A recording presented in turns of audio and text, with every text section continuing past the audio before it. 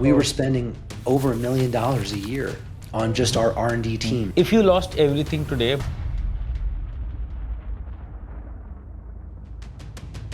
but kept your knowledge. We spend about $35,000 a month now. When we reach this level, then I will hire this person. You've seen Ford versus Ferrari, right? It's not a sprint, it's a marathon. What is your biggest pain point? Who don't understand the technicals at all, their SEO is the right SEO, which was completely wrong. I admire our competitor, and they can sell, ice to an Eskimo, that SEO can be fully automated. In India, I now see people searching. What's the first thing you do to make $10,000 in 30 days? I'm going to ask you about the team, I get it. About hiring, I get it. It's really not about winning the sprint, it's about winning the marathon. If you've already seen part 1, you know how much value we've shared. And now here's part 2. This is the continuation of the unfiltered conversation with Manick Bhan. If you haven't watched part 1 yet, I highly recommend you to watch the part 1, as it will set the stage for everything you're about to see here. You can find the link in the description. You can also find the link here. And do you think that in the age of AI, is SEO as in strategy is still viable? Should a business adapt to this kind of system right now? SEO is incredibly viable. We work with a lot of huge brands. We also have an index of all the public market equities, all the stocks, the e-commerce companies, the B2B companies, the B2B, B2C companies. We have an index of them. And we measure and track their organic performance. So we can see how is the changing search landscape potentially affecting those massive companies. And guess what? Those massive companies, they're getting more search volume from Google, most of them, than they ever have before. Why? Well, number one, the search demand is increasing globally. If you look at and you read Google's 10Q, which is their financial quarterly statement from January, their revenue increased by 12% in search, 12%. That's driven by partially CPCs, but it's also driven by increased search activity and adoption, more people performing searches, right? Especially in emerging markets. So we have not hit peak search. We have not hit peak SEO. I work with a lot of US and tier 1 countries based client, and they're mostly local SEOs. And in local SEO, we see that in tier 1 countries, people are actually searching like best dentist near me, or like actually people are searching what I'm trying to say, best physio near me, best massage therapy near me, whatever, right? In India or in emerging markets, as you just said, actually people used to, especially our parents and someone who's 45 plus used to, or still were more towards word of mouth, right? But that's changing. In India, I now see people searching, and it's very strange. It's not strange, but it's like it's a paradigm shift for me. It's very good to see, actually, because we are in this industry, and I used to, like, people used to come to me locally in India and used to ask me that, can you do local SEO for us? And I used to say that there's no demand. You not get a lot of business. If you talk about numbers if you're a local clinic in Punjab, you may not get that numbers. 5 years ago, I used to say this. Today, people are actually searching, and in my age, 20s to 30s, people are actually searching. The word of mouth is it's never going to get out of business. But what I'm trying to say is that the search is increasing. The search, what just you said, the volume of search, the peak is the bar is setting high. What I'm trying to say. Very much. So I can see that. Yes. Yes, the financial reports they give are a treasure trove. Not to use the AI trade expression, but they truly are a treasure chest of incredible information about the global economics of their search engine. And think about it from their perspective. For their investors, the change to the search landscape could be a very pernicious thing for their stock price, for their investment. Correct. If people were to all of a sudden decide that we don't need to use this search engine anymore, we're going to see it in their financial reports. We're going to see it in the numbers. We're going to know that it's happening there. But that's true. The truth of the matter is that it's still search as a whole, I think, has become bigger in the pie. There are more searches taking place. ChatGPT didn't kill search. It actually made search better and bigger, because now we're doing more searches now than we were before. We're doing different kinds of searches that we couldn't ask, questions that we couldn't ask Google. Now we're able to ask that are way more informative. I spent my morning asking questions to learn about things that I was curious about. These are Yes, questions that I yes, never would have yeah, spent my yes, time asking them. And so yes, yes, I'm actually more excited about the future of search. And I would yes. say there are three top search engines. We have Google, which includes maps, right? Let's call them one. And then number two, YouTube, and then number three, Bing. And there is actually a new SEO that's happening right now. It's SEO 2.0 because YouTube and optimizing for YouTube is something that's so critically important and powerful. You can build a big business by just optimizing businesses on YouTube, right? So it's a very powerful search driver. And then Bing, even the number three, and it's a distant third, is actually increasingly important because the Bing search results are in that search button that you have in ChatGPT when you're searching the internet. Yes, So visibility on correct. Bing actually translates to visibility in LLMs. So now there's actually a Oh, new opportunity for SEOs to create even more value and add more value to business owners. There's like a new layer of knowledge and service that we can provide, which is very exciting because as SEOs, wow. we've been kind of living in one world for the last couple decades. And now all of a sudden, we're seeing a complete new landscape emerge and ways that we can creatively add value and help businesses grow. Not every business needs Bing. I'm not trying to say every business needs each of these channels, but businesses, big businesses especially out there, can uniquely benefit from each of these channels. And I think we're going to see, as we move through this year, more creative SEOs out there share AEO optimization strategies that involve the large language models and Bing. We're going to see more people talk about it, and we're going to see some really cool and exciting case studies happen. So now I have two questions on this because this is a very interesting topic you just touched. I really want to know as an SEO or as an enthusiast in this thing that to rank better in LLMs. Okay, what do you suggest? What you just said. Do you suggest that we should work more towards Bing side of things? We should maybe optimize more for the Bing, and would it result in towards ranking better in LLMs, or maybe popping up for results in LLM? Maybe it's a search query. Maybe someone searched in ChatGPT best guitar covers or whatever online. So do you think that if we are working more towards the Bing and we are working, it would help in LLM rankings as well? Can you comprehend that more? How to get better into LLMs? Basically, I want to Perfect. ask. Yeah. Awesome question. And I'll share our thinking on it. So there's really three aspects on it that we can unpack. What you described there Okay. about getting more visible in Bing is definitely an important aspect. Let's say that's number one. Okay. Okay. I wouldn't Okay. call it number one to do it first, but I'm just saying it's like one of three, right? Yeah. The second aspect I would say is understanding where do the LLMs get their content from.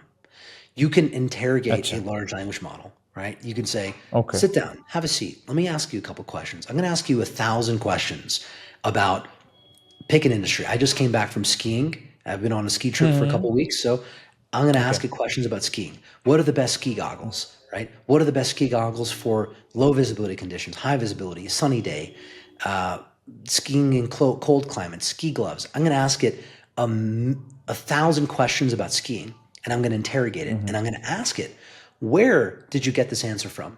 Why do you think this is the correct answer? Tell me about your sources where you got this information. And that is a way that we can introspect into the LLM to understand where is it actually sourcing its data. What we know Wow, about very it, simple. Why did not I think about this? Okay. Okay, moving on. Yeah, please. yeah. Yeah. So Yeah. so then when we understand where is it getting its data, we understand a few things.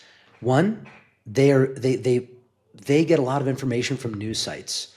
The newsier the site, the more reputable and powerful the site, the more likely it is that they're going to consume the content from it, and you'll see it in the LLM.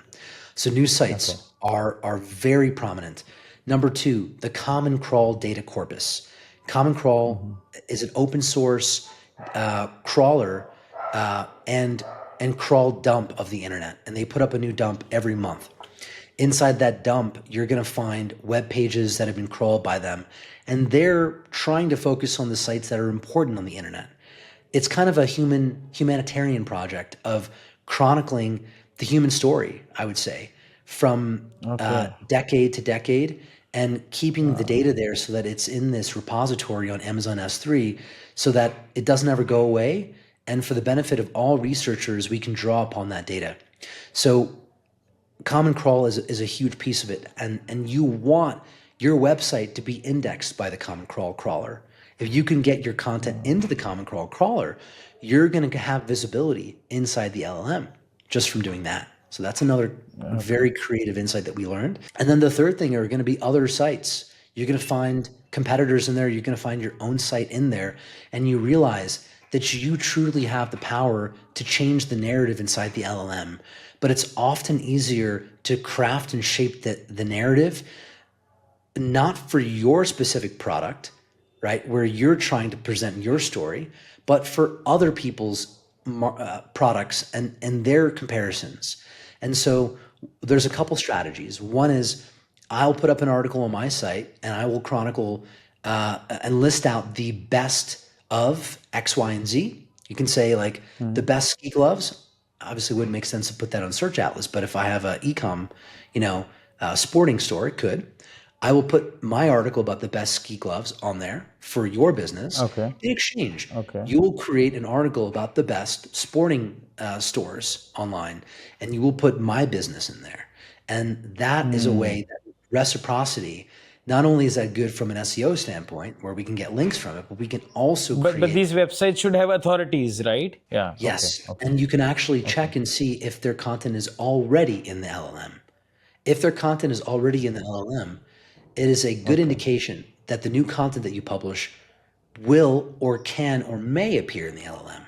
So it's an uncertain thing, and it's also not an overnight thing because the LLMs, if you've disabled the search feature where it's not pulling in real-time data, right? OpenAI, ChatGPT, their data corpus refreshes periodically. So you got to Correct. get your data in there prior to the next refresh. Until the next refresh, you're going to have to wait, or you may have to wait. Gemini is a little bit different. It's more dynamic. It's also a read-write system, which is very unique and cool. And with this Bing There's search GPT Perplexity, I think, which is real time. But it's based on search. Perplexity. based on You search, might have heard of it. yes, Yeah. exactly, Yeah. exactly. And so that's where having the visibility in that first one that we talked about in Bing is going to help you rank better, and also Okay. getting in Google also help you present more in LLMs. And one strategy I just want to highlight for people, you can actually get yourself published on well-known news sites. You can use press releases to do this. Press releases Okay. as a format are newsy. They're meant to be newsy. So if you can create a newsworthy moment in time, boom, Gundeep's agency, we just did this, right? And it creates a story, right, that is newsworthy.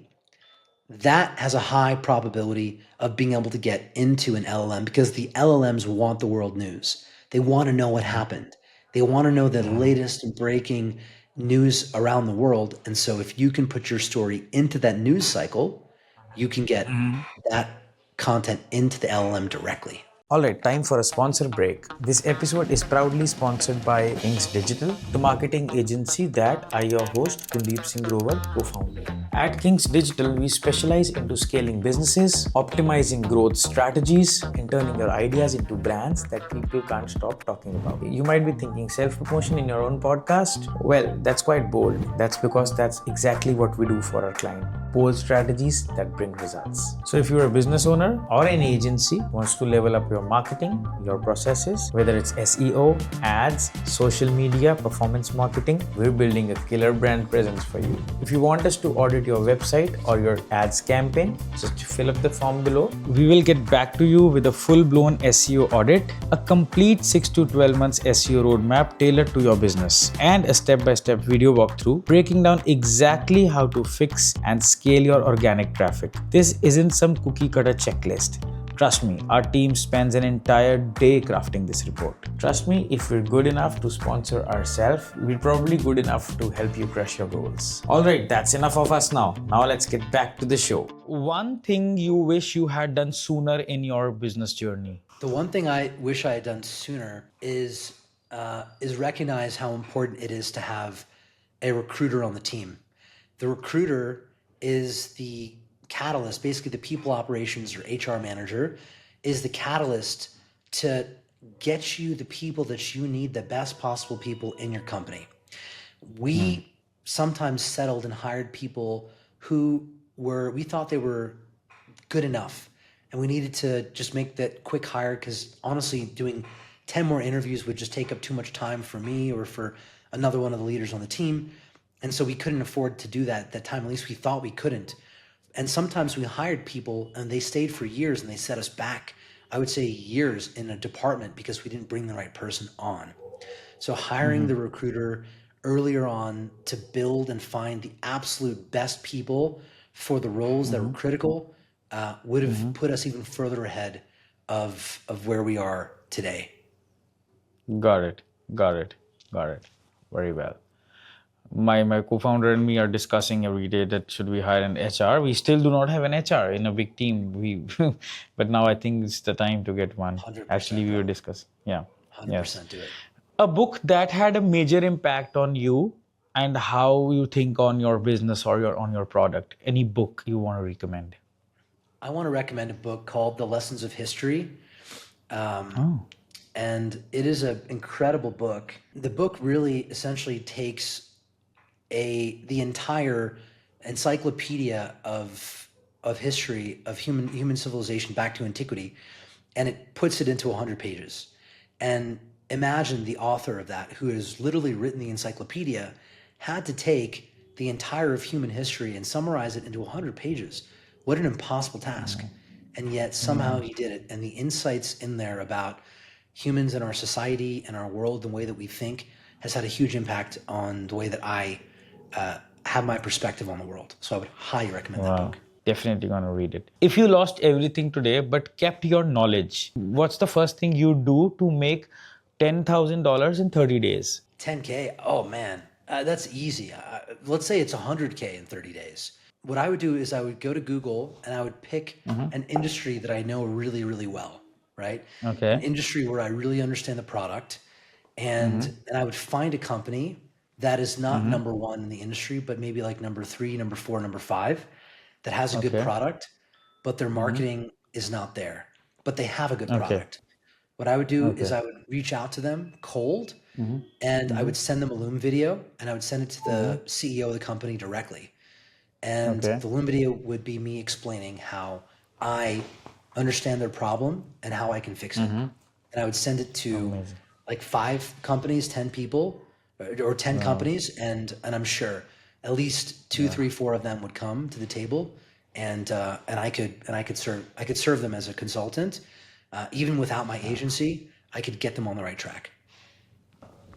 Wow. It's very good knowledge for the young entrepreneurs starting up. There are a lot of audience like that who wants to start out, and I think that's a good hack. Well, very well.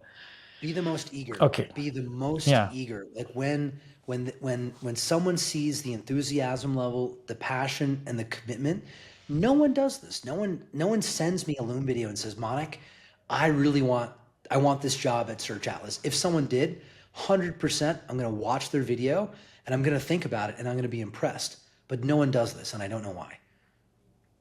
Got it. Maybe I'll do it for you when I want to get hired in Search Atlas. Now I know. I don't know if I could afford you. Okay. What excites you most about the future of Search Atlas? I don't know exactly where we're going to be going, but I know it's going to be fun and I know it's going to be interesting. I know we're going to have a great impact, and we've always done it organically. We've done a community first. We have no outside investors. We're a totally team-owned company, and I just love the fact that we're going to have a great go of it. It's going to be a lot of fun, whichever way it goes. Wow, amazing. For me, if I think about Search Atlas, I think it's going to be, as I just said in the past, I think that it's going to be the go-to matrix for everybody to talk about. And if it reaches that level, I think at that point, that means that a lot of adoption has already been done. And I think specifically for the agencies or the B2B space, people are going to talk about it. And I think it is achievable. It's not something more ambitious I'm talking about. It's doable. It's definitely doable.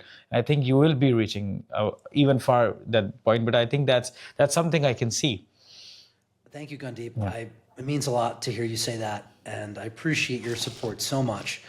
And I'm committed to it. I'm not, we're not looking to exit. We're not looking to raise money. We're just looking to keep building, and build an honest and great product servicing this industry with our research and our knowledge. Uh, and I know, I'm less looking at it as like, hey, we're going to hit this number. And thinking about it more from the perspective of what can we do to maximize our impact. And I Yeah. know that when we maximize the impact, all, the score will settle itself. Very well. Very well. Okay.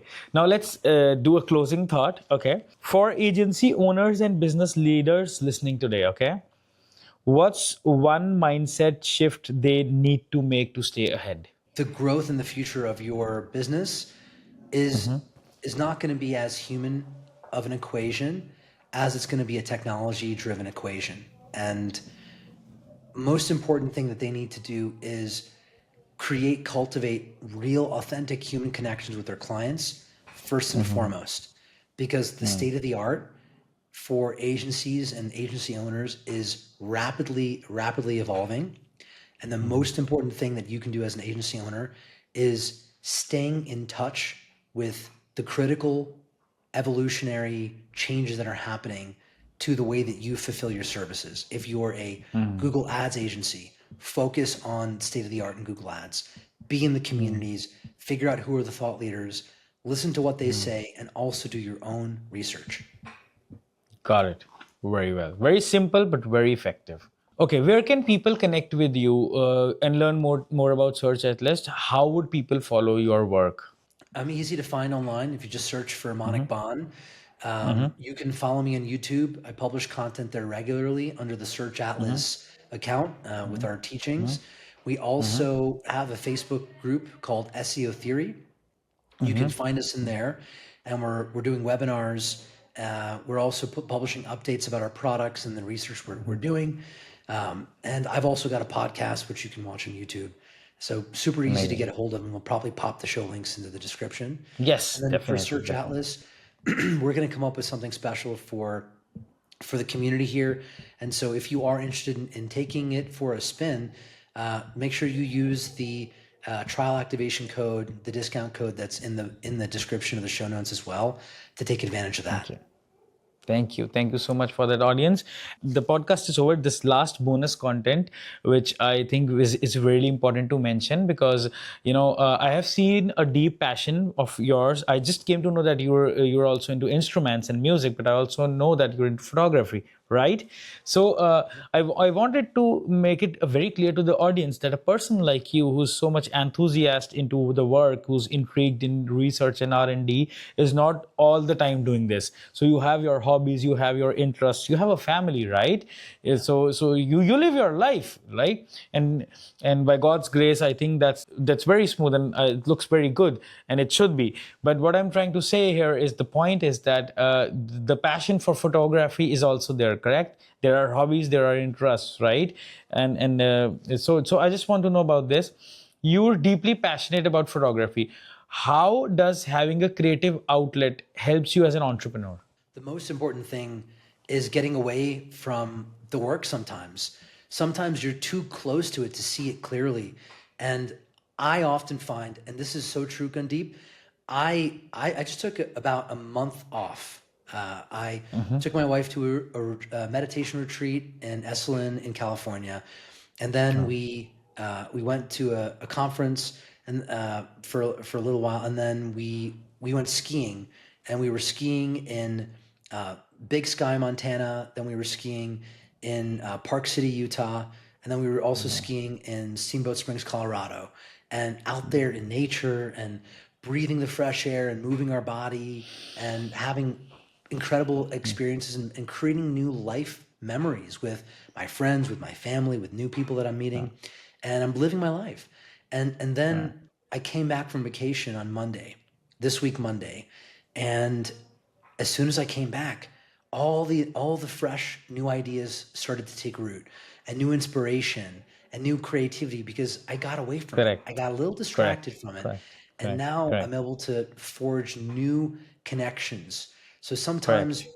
like you asked before, are we working in or on the business? If you've been Hmm. in Hmm. for Hmm. too long, do yourself, do your life a favor, do your family a favor, do your friends a favor, do your soul a favor, Right. take a little time away and just, This is and so true. And you get new perspective of things. often I feel like artists and creatives do their best work Correct. when they're in a good mental frame, when they're in a good mental Hmm. place. Hmm. Hmm. And if you're not, like, do what you got to do to take care of yourself first, and then come back to your Right. work. Work is like a Right. never-ending thing we're going to have for our whole lives. So it's Correct. really not about winning the sprint; it's about winning the marathon. Correct. Okay. Has photography ever inspired a business idea or changed the approach or creativity of your work? I think, like, looking at the world through a lens, you realize how often the only context that people will be able to see is inside a rectangle. And so understanding that, you have to tell the entire story right here, right? And so that can be liberating, can also be frustrating. I think it's like taught me the importance of simplicity and Wow. elegance and stripping things away rather than putting things as much on. Wow. Wow. I think that's well said, and I think that's the way we should end the podcast. And I think that's amazing. Thank you Love it. so much for coming, and thank you so much for accepting the invitation. I am really glad you're here, and it really means a lot to me. I've learned a lot. I've taken notes. I've learned a lot from this podcast. Thank you Gundeep, so thank you for much. having me, man. This has been a real blast.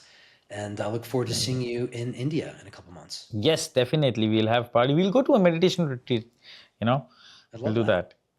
that. Love Yeah. that. Thank you. Thank you so much. Thank Thanks, you. guys. Thank you for sticking till the end of the conversation with us. We hope you found as much value as we did while creating it. If you enjoyed the podcast and want us to bring more such influential guests, then please don't forget to subscribe and hit the like button. Honestly, each like and subscribe help us keep going. It keeps us motivated to make such content which is filled with insights and strategies for you. If you enjoyed the podcast and want us to bring more such influential guests, then don't forget to like and subscribe. Honestly, each like or a subscribe help us keep going and make such content which is filled with insights and valuable knowledge for you. We'd love to hear from you in the comments. Anything you would like to tell us about the podcast? Whom do you want to see in the next podcast? And what kind of questions do you want to ask? And hey, just don't keep the conversation with yourself. Share this podcast with at least one person, can be a friend, colleague, or a family member, or anyone you think can benefit from learning something valuable or getting a fresh perspective. After all, one conversation, one perspective can truly change someone's life. And thank you for tuning in. We'll see you in the next episode of the Business Playbook by Gundeep.